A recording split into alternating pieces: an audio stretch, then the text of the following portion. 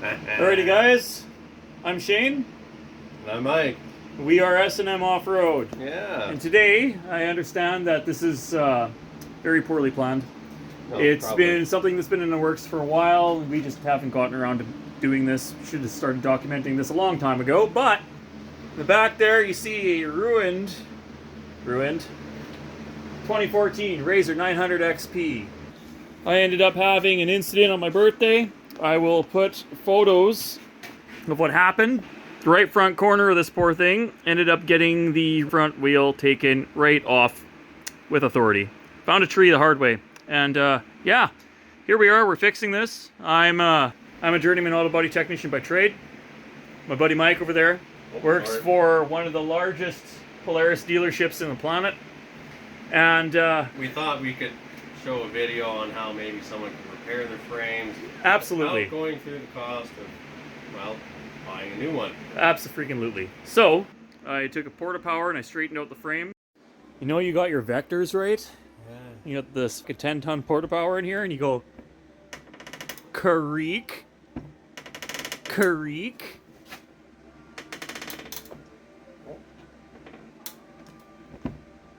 Oh, there we go. Finally stopped. Now it's time to do some stress relief.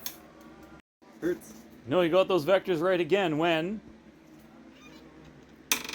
creak, but it's coming from over there, so that everything's fine. It's fine.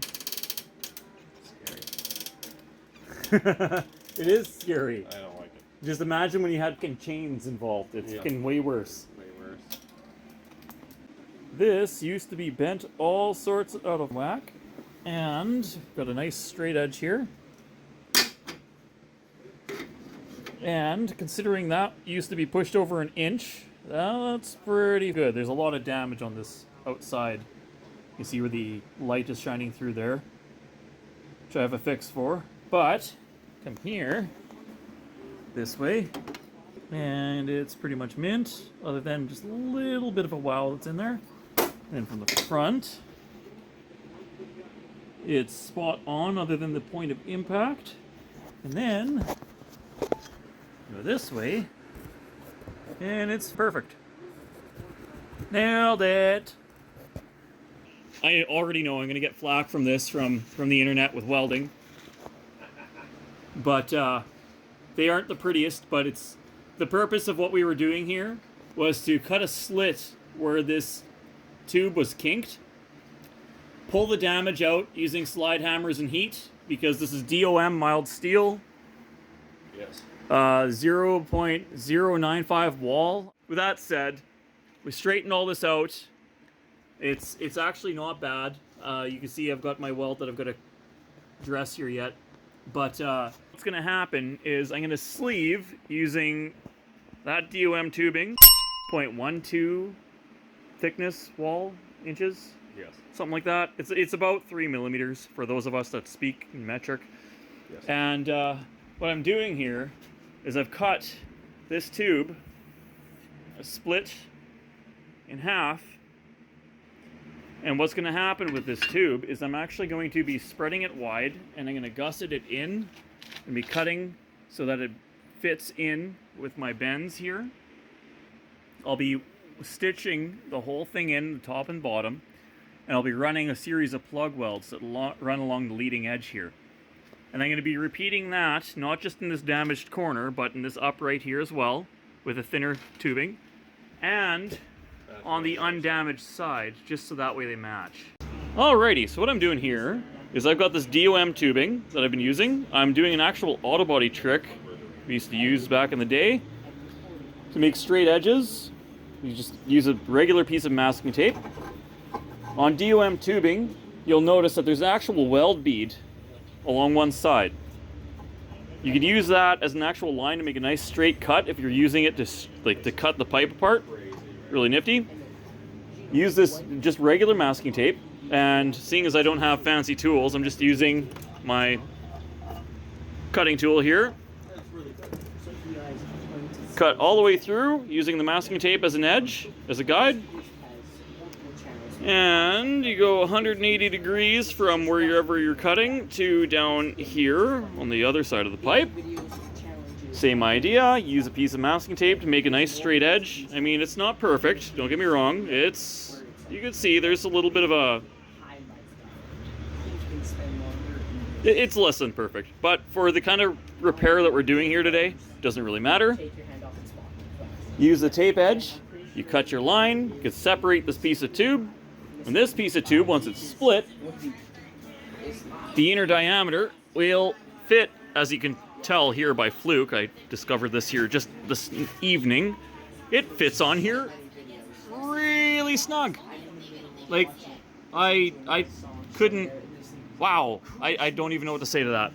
So, that piece of pipe, once it's split, I'm gonna notch it out for the bottom here, and it's gonna come up to just above where this weld joint is, and I'm gonna weld and stitch the whole thing in with plug welds all the way up on this side, on the right hand side, as well as the left hand side for the sake of reinforcement. And yeah, the front end of the RZR is gonna be ready to go.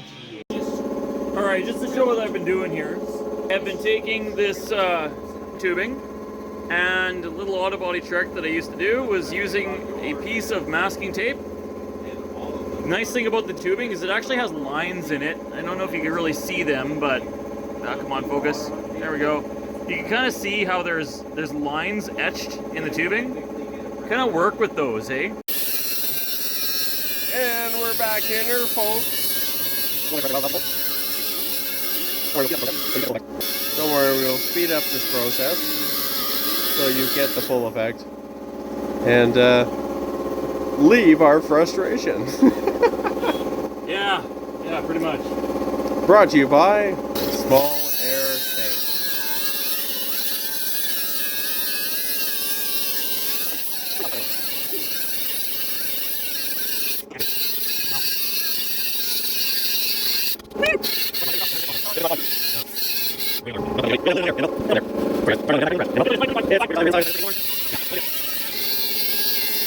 We're running out of power. Well, that's okay, buddy. We only have a limited amount of air. And, well, it's over there. Sorry, guys. We're starting out in my jam-packed, tiny little garage. And, well... It is what it is. It's fine. Everything's fine. It's fine. Winter time and we're inside and it's kind of freaking warm. All right, there we go. Very nice. It's mocked up. It's fitting nice and tight. You see where the damage used to be there. It is not perfect, but for the purpose of this machine, it is going to be just fine. This will be my reinforcement gusset for that side of the fucking vehicle. Okay. So basically, he's the structural body guy, but we're dressing all the paint off where he has patched in and straightened out that severe dent. And getting ready for that piece of steel right there will be the thicker part that'll go across that area. We'll section that in. It's got thinner stuff. He's going to do the uprights as well, just to give it that extra strength and rigidity. And I don't think I should tell you the secret yet, but this thing, as a write-off, she's going to get a little bit taller. But we'll leave it for later videos to surprise you guys on what he is planning on doing. And we're also going to... Yep, you betcha it does. We're also going to turn this thing into the dream acreage machine. Snowplow, heater, and a couple extra goodies. And I think you guys will be pleasantly surprised on what's going to happen. Right? Oh yeah, I think Yeah. So, stay tuned, guys. This is going to get interesting. So with that, I'm Shane. and I'm Mike. And we are S&M Off-Road. You betcha. Catch you guys in the next video. Have a great evening, guys. Bye-bye.